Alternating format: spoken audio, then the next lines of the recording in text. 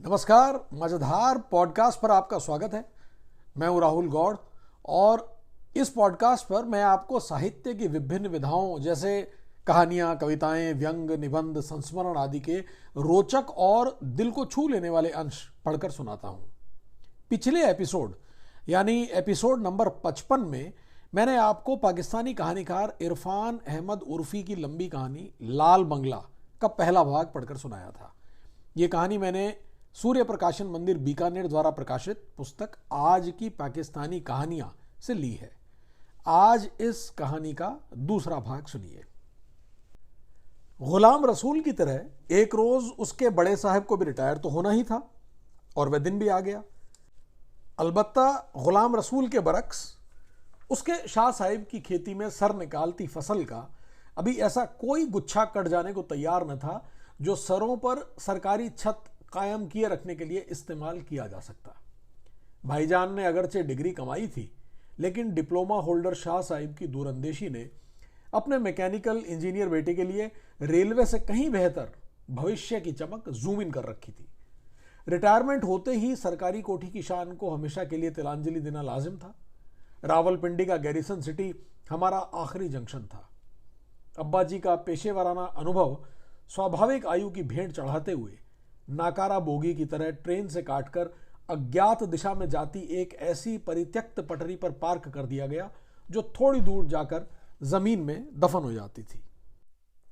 उन दिनों पोठोहार की उबड़ खाबड़ जमीन के सामीप्य में मारगला की हरी भरी पहाड़ियों के दामन में तेजी से आबाद होते दूतावासों की किलानुमा फसीलों से सजी राजधानी के आधुनिक रिहायशी सेक्टर ही थे जो स्वतंत्र देश के नौकरी पेशा मध्यम वर्ग को अपनी समतल धरती पर रिटायरमेंट के बाद एक कुशादा और पुरफिजा माहौल की पेशकश कर रहे थे। कनालों में फैले सरसब्ज सरकारी बंगले से शिफ्ट होकर एक बहुसांस्कृतिक नवनिर्मित शहर के 500 वर्ग गज के प्लॉट पर तामीर 2 मंजिला मकान में आ बसना शायद इतना बड़ा चैलेंज नहीं था जितना वर्षों से जंक्शन दर जंक्शन मालगाड़ी की बोगियों में लद कर ढोए जाने वाले खालिस शीशम की लकड़ी से तैयार भारी भरकम सामान को 330 वर्ग गज के कवर्ड एरिया में समूना था। अम्मी जान के लिए बरसों से साथ निभाने वाले फर्नीचर को इतनी आसानी से डिस्पोज ऑफ करना आसान न था। एक एक चीज से उनका लगाव इतना गहरा था कि सरकारी आन बान को त्यागना पड़ा तो उन्हें लगा जैसे जमाना उन्हें नितांत बेसरो सामानी की स्थिति में सरकारी कोठी की सुरक्षित चारदीवारी से बेदखल होने को कह रहा है। राजदार और ऊंचे कद की लकड़ी की वार्डरोब, जिसे एक से दूसरी जगह सरकाने उठाने के लिए भी कम से कम 6 से 8 जवानों की जरूरत होती थी, कुलीनता का भेद भी थी और शानदार अतीत का एक ऐसा विशालकाय ताबूत भी जो जमीन में दफन होने की बजाय अपने पैरों पर खड़ा था।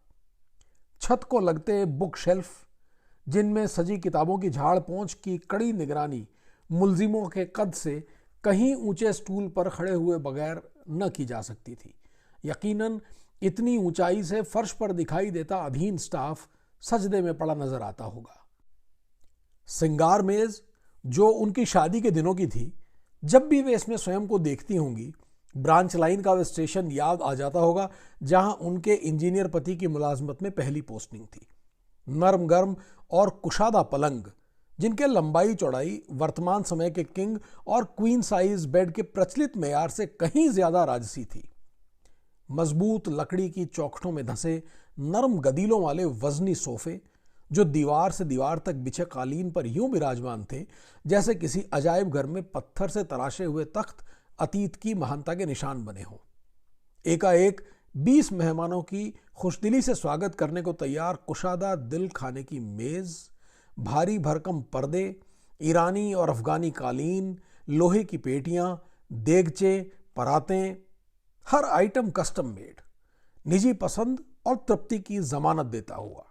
एक एक चीज को हटाना उठाना ऐसे था जैसे उम्र रसीदा बरगदों को जड़ों से उखाड़ने पछाड़ने की अधूरी कोशिश की जा रही हो। लकड़ी के इस कबाड़ को यहीं अड़ोस पड़ोस में बांट देना होगा अम्मी जान, ये सब साथ नहीं जा सकता। औलाद के ही मुंह से निकला गुस्ताखाना प्रस्ताव मानो अम्मी की आंखों में झांक कर उनका उपहास उड़ाने का पर्याय था। वे चीख उठी, चिल्ला उठी। कोठी के ठाठ को त्यागा जा सकता था, काठ को नहीं। जिस हद तक प्रतिरोध हो सकता था किया गया। आखिर हार मान गई। कोठी में फर्नीचर की बिनमोल नीलामी का नक्कारा बज उठा। आसपास के बंगलों से सेकंड हैंड फर्नीचर के उम्मीदवार तो कम नमूदार हुए, अलबत्ता सर्वेंट क्वार्टरों में से जरूरतमंदों और हक जताने वालों का एक हुजूम उमड़ आया। अम्मी बेदिली से जिंदगी भर के सामान को हाथ से जाने दे रही थी, लेकिन जब किसी ने उनके मनपसंद दीवान पर हाथ रखा तो वो ढाल बनकर खड़ी हो गई। जैसे इतिहास केंद्रित उपन्यासों के महान नायक के किरदार ललकारे जाने पर अपने मियान में से तलवार निकाल लेते हैं। शीशम की लकड़ी के मजबूत 4 पायों में धंसा नर्म गुदाज दीवान, जिसकी पुष्ट पर सजा गांव तकिया, एक ऐसी आरामदेह सीट की पेशकश करता था जिस पर बैठने वाला पांव पसारने की स्वयं प्रभुता से भी लाभान्वित हो सकता था। यह तो मैं किसी को नहीं देने वाली, इसे तो मैं हर सूरत साथ लेकर जाऊंगी। खाली कमरों की ऊंची छतों से जब अम्मी की आवाज टकराई तो रोशनदानों में छिपी बैठी चिड़ियां एकाएक घबरा कर उड़ गई, जैसे किसी प्राकृतिक आपदा की आहट पर पहले से ही खबरदार हो गई हो। दीवान के साथ अम्मी की पुरानी मोहब्बत थी, और यकीनन इसलिए कि वह दीवान उन्हें पुरखों के शहर गुजरात शरीफ में अपने सज्जादा नशीन दादा हजरत पीर सैयद शाह के दीवान खाने की याद दिलाता था। गद्दी नशीनी पिछली कई नस्लों से हमारे पुरखों का दावा भी थी और खानदान की गरिमा बनाए रखने का एकमात्र और आखिरी सहारा भी। दरबार आलिया की मुबारक मजार में दफन बुजुर्ग के साथ पुरखों का जेनेटिक रिश्ता, जो अतीत का एक सामयिक प्रतीक था, आने वाली नस्लों की आर्थिक सुरक्षा की जमानत तो था ही, साथ साथ इलाके में दूर दूर तक फैले श्रद्धालुओं और मुरीदों पर कब्र से चिमटे मुजाहिरों के रूहानी वर्चस्व और वंशानुगत पवित्रता की धौंस जमाए रखने का सामाजिक मुहायदा भी था। दरबार शरीफ पर चढ़ाए जाने वाले तांबे चांदी के नजरानों और नोटों सिक्कों की ढेरियों पर पीरजादों का ही अनंतकाल से और अनंतकाल तक अधिकार समझा जाने लगा।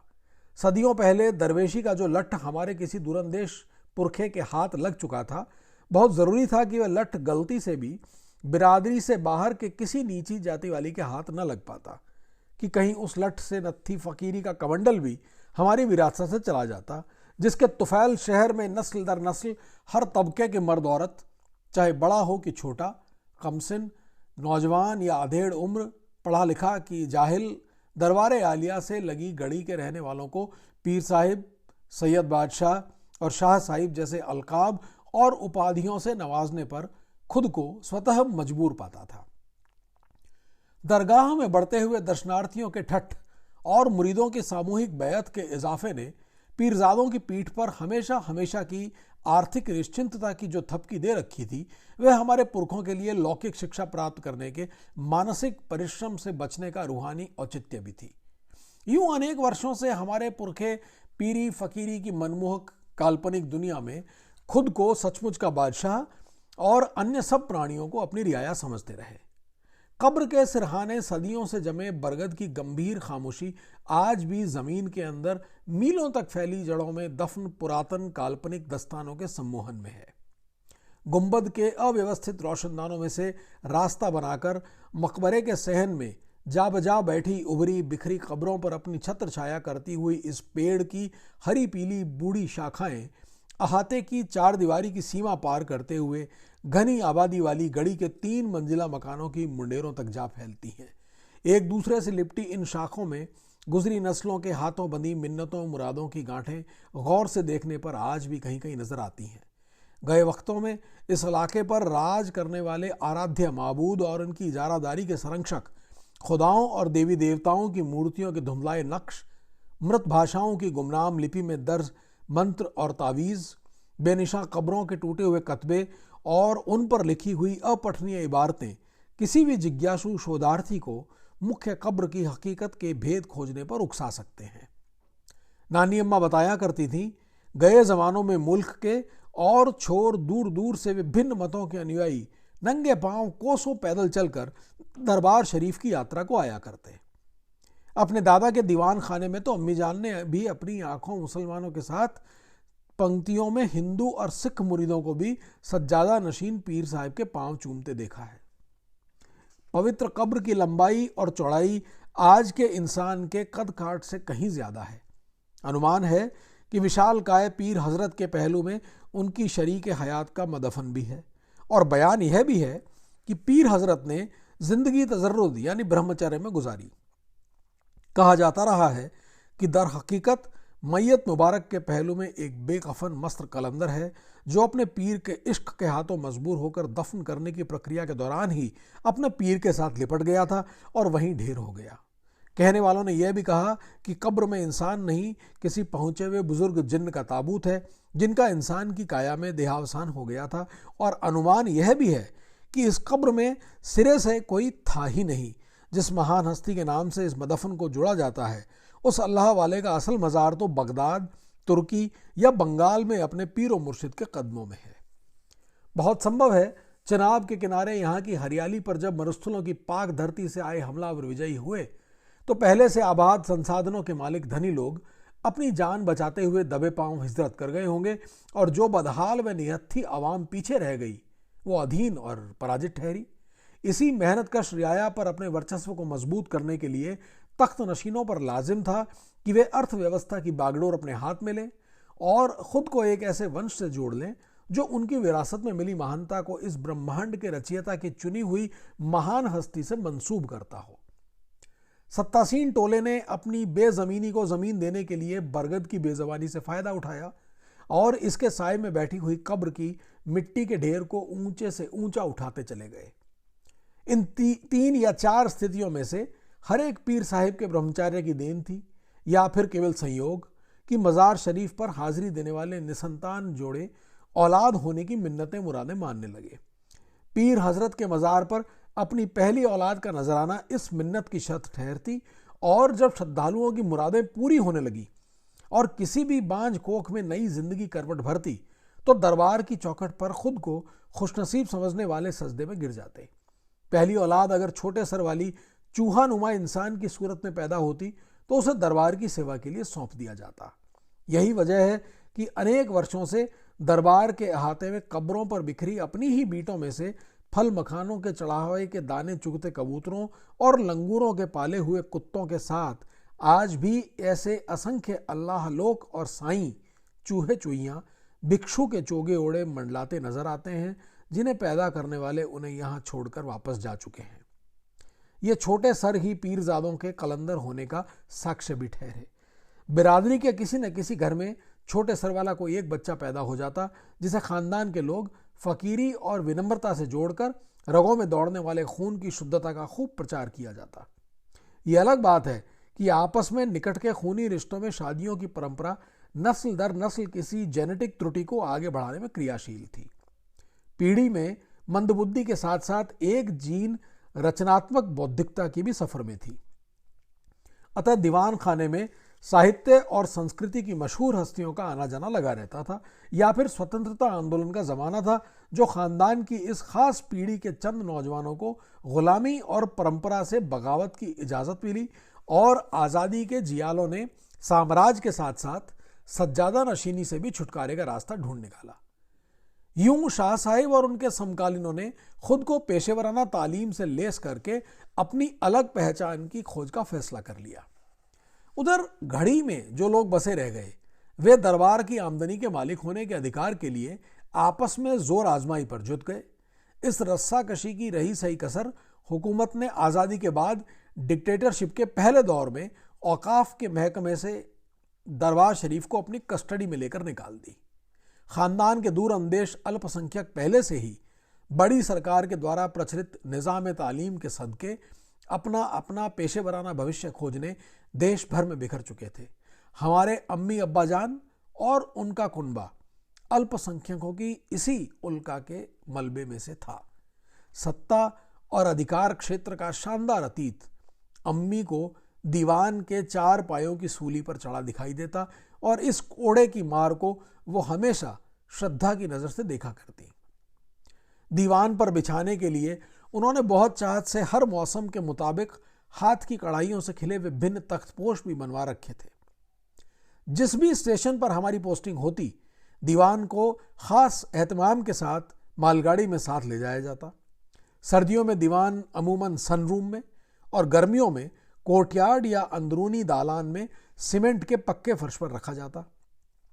2 गाव तकिए, अम्मी के दादा हजरत पीर सैयद के सिरहाने की तस्बीह, जुज़दान में लिपटा कुरान मजीद, रेहल, हाथ का बेद का पंखा, नज़र के चश्मे का केस, ऊनी गोले और सलाइयाँ और कभी कभार सिलाई मशीन, फ्रेम में उड़सा कढ़ाई के लिए रुमाल, महिलाओं की लोकप्रिय साप्ताहिक पत्रिकाएं, एक अदद बिजली का फर्शी पंखा इस बात से लापरवाह कि उसके घूमने का मौसम है या नहीं दीवान की ओर टिकटिकी बांधे रखता। यह सारा मंजर रात दिन बेगम शाह के जागते सोते पैरों का पता दे रहा होता। नानी अम्मा, खालाएं, चाचियां जब भी गुजरात से आती इसी दीवान के आसपास मूढ़ों और बेद की कुर्सियों पर बैठकर महफिलें जमाती। अम्मी की नज़र में जो सबसे विश्वसनीय ठहरती दीवान पर पांव पसारती।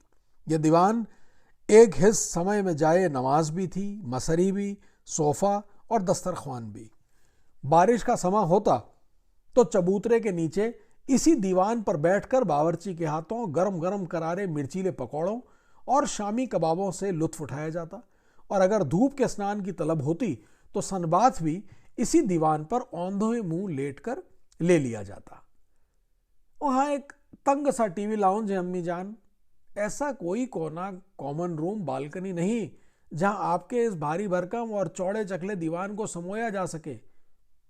बरामदे में रख लेंगे। बरामदा? उधर तो कोई बरामदा नहीं होता है मिसेस शाह, आप नहीं जानती।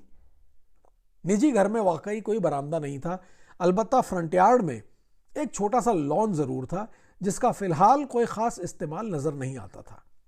उस जमाने में डेवलपमेंट अथॉरिटी के प्रचलित कानून के मुताबिक घरों की चारदीवारी इतनी नीची होती थी कि गली में से गुजरते लोग पोर्च और लॉन में घटित होते घरेलू क्रियाकलापों को आसानी से देख सकते थे।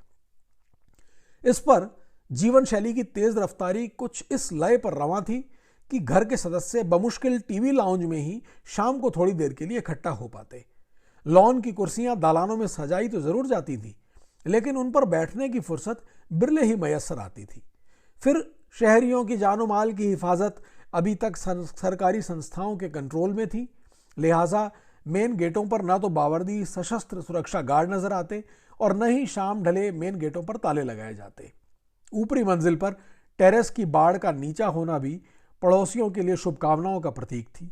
यह अलग बात कि विभिन्न पृष्ठभूमियों से आकर आबाद होने वाले लोग अपने पड़ोसियों की खैर खबर रखने से अमूमन गाफिल ही रहते। यह तय था कि आधुनिक निर्माण शैली के छोटे प्लॉट पर निर्मित इस घर में दीवान जैसे वजनी और विशाल नग की गुंजाइश नहीं थी। बेगम शाह के लिए इस कुर्बानी को कबूल करना आसान न था। शायद उन्होंने अपनी जिंदगी के बचे हुए वर्ष उसी दीवान के 4 पायों पर तख्त नशीनी करने सोच रखे थे। अपने जीते जी वे किसी और व्यक्ति को इस पद पर विराजमान होते न देख सकती थी जिस पर आश्रय किए उन्होंने जिंदगी भर हर बदलते मौसम और अनचाही आफतों को अपनी शर्तों पर झेला था। अंततः अम्मी जान को दीवान रेलवे कॉलोनी में ही छोड़ देने पर बोझिल मन से राजी होना पड़ा। अगर नए घर में बरामदा नहीं है तो बरामदे की कुर्सियां भी साथ नहीं जाएंगी। अंदर से वे जानती थी शाह साहिब अपना बचा हुआ खाली समय बरामदे की कुर्सियों के बगैर न झेल पाएंगे, लिहाजा अगर वे खुद तख्त से वंचित हो रही थी तो किसी और को उसका तख्त ताउस साथ ले जाने की इजाजत क्यों कर देती।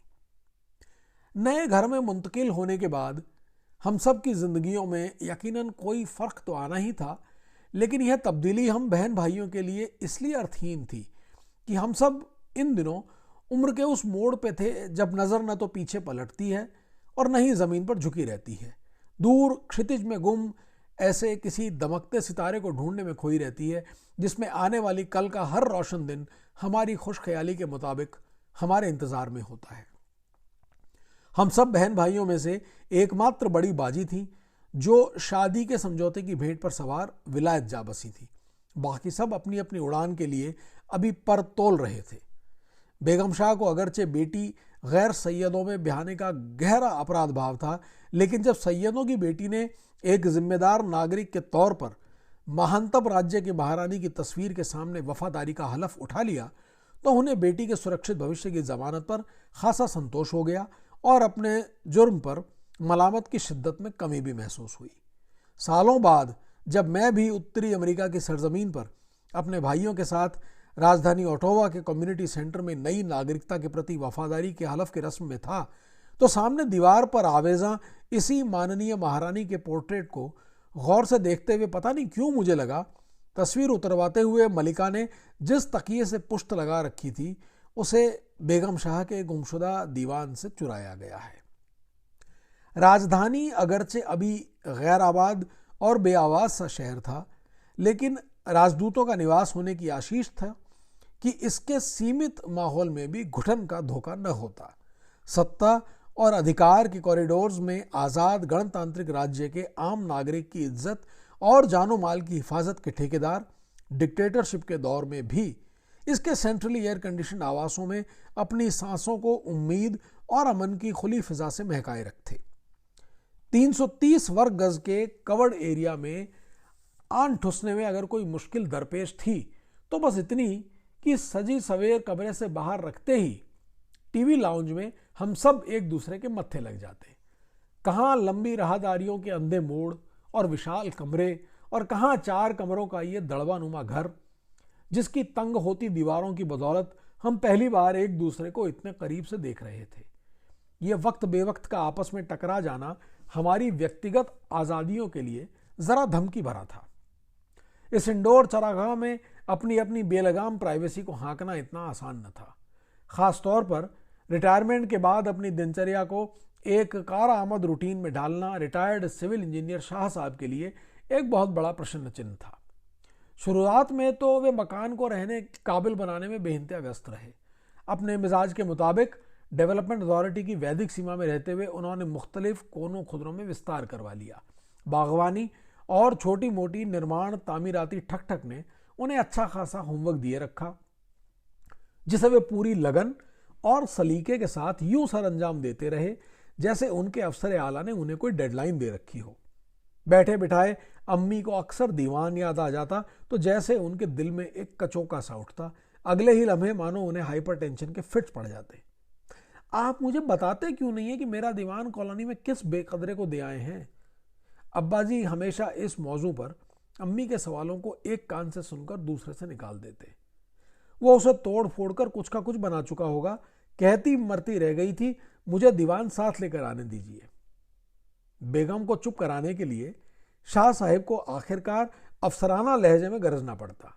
यह सरकारी कोठी नहीं जहां तुम्हारे दादा की हवेली जैसा कोई दीवान खाना हो जिधर तुम्हारा दरबार सजाया जा सकता। दरबार को तो औकाफ वालों ने हमसे छीन लिया और सरकार ने हमें छोड़ दिया। आहिस्ता बोलिए, दीवारों के भी कान होते हैं। अम्मी अक्सर इस याद दहानी पर खुद को असुरक्षित महसूस करती और सरगोशी में चेतावनी देती, औकाफ वाली बात कोई नौकर ना सुन ले। दिल की बीमारी को अब्बा जी एक मुद्दत से झेल रहे थे, लिहाजा अम्मी इन्हें बहस में उलझाती न थी। आखिर एक पूरब की वफा शियार सहभागिनी की तरह दीवान को अपने स्वर्गवासी पुरखों की सूची में शामिल करते हुए दुआ फातिहा पढ़कर चुप हो जाती। दीवान के छिन जाने का गम उन्हें अंदर ही अंदर से खाए जा रहा था। अगरचे वो दीवान का जिक्र जबान पर लेकर न आती, लेकिन उनकी उदास और खामोश आंखों में हम कभी कभी पानी में तैरता दीवान देख लेते। इस्लामाबाद के घर के फ्रंट यार्ड में, जहां एक छोटा सा लॉन है, गेट के अंदर दाखिल होते ही ड्राइववे और पोर्च का पक्का फर्श, बैठक में दाखिल होने वाले दरवाजे की दहलीज पर उठाए गए सीमेंट के एक थड़े से पहलू टकराता है। कहने को यह थड़ा फुटमेट बिछाने के इस्तेमाल में आ सकता था, लेकिन शाह साहिब की सिविल इंजीनियरिंग ने एक और रचनात्मक प्रयोग तलाश लिया।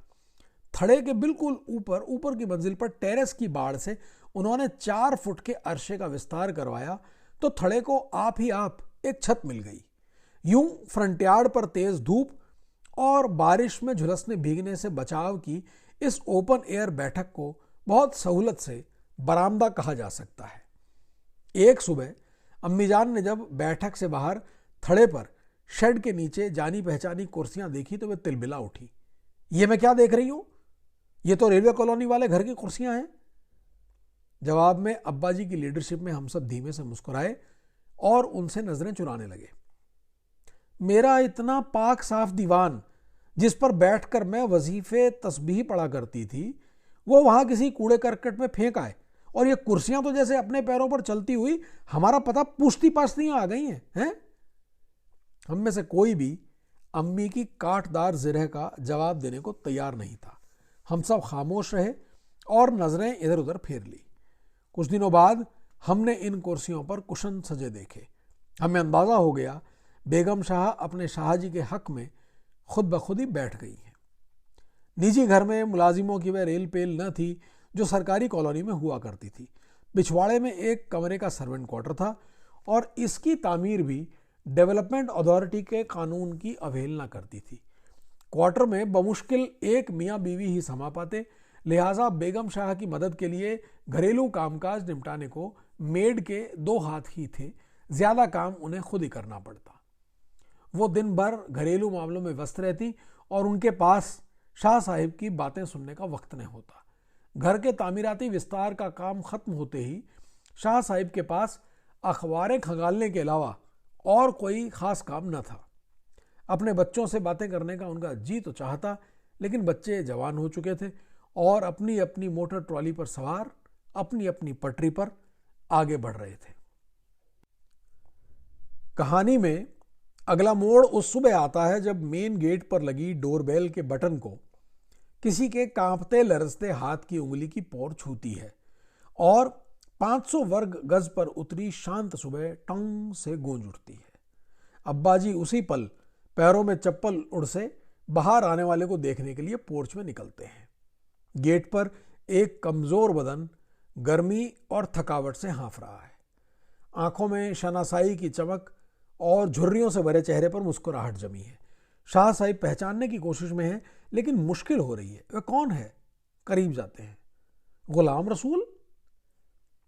गुलाम रसूल चंद ही महीनों में इतना ज़ईफ हो जाएगा, अब्बा जी को अपनी आंखों पर यकीन नहीं आ रहा होगा। ये वही गुलाम रसूल था जो सरकारी कोठी में अक्सर सुबह दफ्तरी औकात से पहले बरामदे में सलाम करने आ जाया करता था। तुसे चुप चुपे ते बंगला छड़ के आ गए, दसिया ही नहीं मैनू। शिकायत में भीगे गुलाम रसूल के लहजे में क्षमा याचना भी लर्रज रही होगी।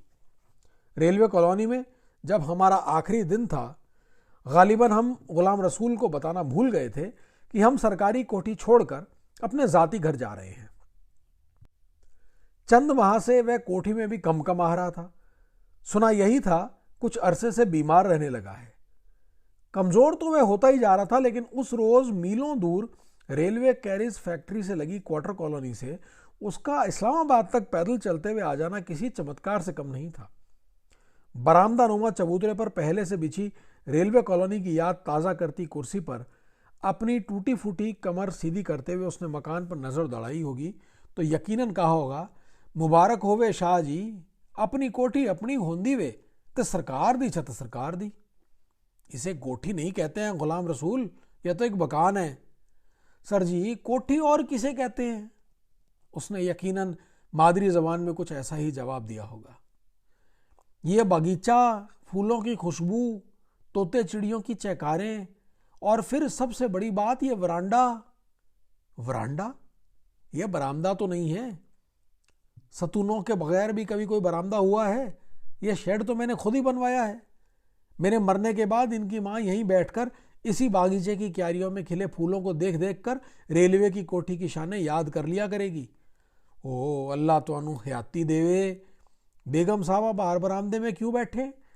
इधर निरी बेपर्दगी है। बेगम साहबा के बैठने के लिए अंदर कोई सहन नहीं। इन घरों में बरामदा और सहन नहीं होते और न ही कोई तख्त दीवान।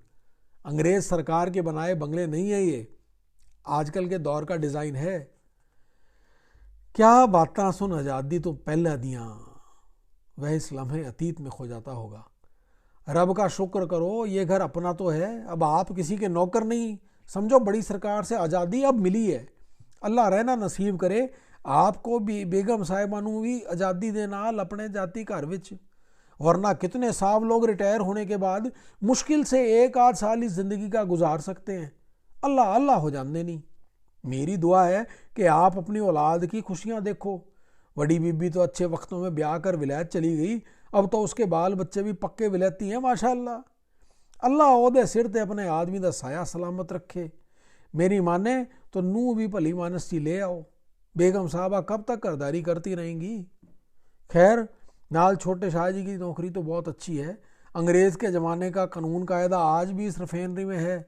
10 पैसे की रोटी मिलती है वहाँ की कंटीन में। 47 से पहले का रेट है। मैकेनिकल इंजीनियरिंग की डिग्री के बाद भाईजान ने गैरिसन सिटी में ही कायम एक ऑयल रिफाइनरी में अपने पेशेवराना भविष्य का आगाज़ कर लिया था। रिफाइनरी की कॉलोनी भी विक्टोरियन जीवन शैली का माहौल रखती थी और पेट्रोलियम के मैदान में भविष्य शानदार होना यूं भी उन दिनों ऊंचनियों पर था। धरती रूपी इस ग्रह में तेल का जखीरा जहां कहीं था, दूध देने वाली एक ऐसी भैंस जैसा था जिसे हाँकने के लिए हर ताकतवर मालिक ने लाठी थाम रखी थी। अलबत्ता लाठियों की तलवारबाजी होना अभी बाकी थी। तू अपनी सुना, तेरा पुत्र ते ओदे बीवी बच्चे ठीक ने? अब्बा जी ने बताया था कि इस सवाल पर गुलाम रसूल की आंखें भर आई थी। रुंधी हुई आवाज में अपनी माँ बोली में बस इतना ही बता सका, आपकी मेहरबानी से रेलवे की छत सर पर है, बेटे की तनख्वाह भी लगी हुई है, क्वार्टरों के पास ही सरकारी अस्पताल भी है और रेलवे का स्कूल भी जहाँ उसके बच्चे पढ़ने जाते हैं। बस कांटा अगर कोई चुभता है तो मेरी नूह को घर में फारिग बैठा हुआ रिटायर बाबा, जो किसी काम का नहीं, सारा दिन सहन में पड़ा खांसता रहता है। जब तक आप कॉलोनी में थे मुझे सरगी स्वेयर क्वार्टर से निकलने का बहाना था। जब से आप चले गए हैं क्वार्टर में पड़ा रहता हूँ, टांगों में भी सांस नहीं रही। मेरी खांसी अवाम एक्सप्रेस की तरह हर छोटे बड़े स्टेशन पर हाँफती कांपती मुश्किलों से गुजरती है। मेरी नूह सगी पति जी है मेरी, लेकिन उसको अपना चाचा जो कभी उसे मुंडे पे बैठा के बर्फ के गोले खिलाता था, अब इसलिए अच्छा नहीं लगता कि गरीब अपनी पेंशन में से इसके बच्चों के लिए मुश्किल से टाफियाँ ही खरीद सकता है। 2 टाइम की रोटी तंदूर से अपने पैसों की लेके आता हूँ, हुक्का भी अपने पैसों से पका लेता हूँ, लेकिन फिर भी नूह के माथे के वट मुझे वापस पिंड जाने के रास्ते दिखाते हैं और मैं रात खैबर मेल की सीटी सुने बगैर सो नहीं सकता। उधर गांव में रेलवे फाटक डेरे से इतना दूर है जितना आपका ये घर कैरेज फैक्ट्री से। लीजिए, ये लंबी कहानी लाल बंगला का दूसरा भाग मैं यहाँ समाप्त करता हूँ। जल्द ही इसका तीसरा और अंतिम भाग लेकर आपके सामने फिर हाजिर होऊंगा। तब तक के लिए आज्ञा दीजिए। नमस्कार।